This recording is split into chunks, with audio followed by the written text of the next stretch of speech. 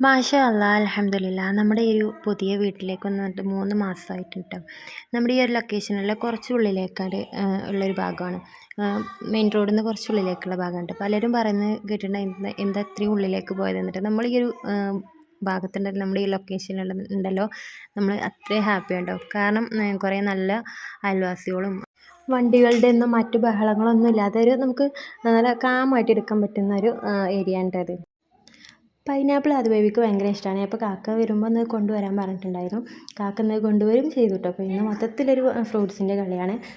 പപ്പായ ഉണ്ടായിരുന്നു പഴുത്തത്. അപ്പം അതിൻ്റെ ഒരു ഹാഫ് പീസിനാണ് അയൽവാസി വിത്ത് അവർക്ക് കൊടുത്തിട്ടോ. അപ്പോൾ അവർ അതിൻ്റെ വിത്തിട്ടിട്ട് അങ്ങനെ നമ്മുടെ തൊടിയിൽ മുളച്ചിട്ടുള്ളതായിരുന്നു. അപ്പം അതുണ്ടായിരുന്നു. അതേപോലെ തന്നെ മാങ്ങ ഉണ്ടായിരുന്നു കേട്ടോ. മാങ്ങ നമ്മുടെ അയൽവാസിത്തെ ഒരു ഉമ്മ ഉണ്ട്, അവർ കൊണ്ടുവന്ന് തന്നിട്ടുള്ളതാണ് കേട്ടോ. നമുക്ക് മാങ്ങ ഇല്ലാത്തതാണ് കേട്ടോ. നമ്മുടെ തൊടിയിൽ മാങ്ങയൊന്നുമില്ല. പിന്നെ ഇതാ മുരിങ്ങക്കായ നമ്മുടെ വേറെ ഒരു അയൽവാസി തന്നിട്ട്. ഈ ഒരു ഏരിയ ഭയങ്കര ഷെയറിങ് ആണ് കേട്ടോ. നമുക്ക് അത്യാവശ്യം പറമ്പും കാര്യങ്ങളും ഉണ്ട് കേട്ടോ. അപ്പോൾ അത് നല്ലപോലെ യൂസ് ചെയ്യണമെന്ന് വിചാരിക്കുന്നുണ്ട്. ഇതുപോലെ പപ്പായ അങ്ങനെയുള്ള ഐറ്റംസൊക്കെ നമുക്ക് കുറേ ഐറ്റംസ് വെക്കണം എന്ന് വിചാരിക്കുന്നുണ്ട് കേട്ടോ. അത് നല്ലൊരു ദിവസമായിരുന്നു. Have A nice day.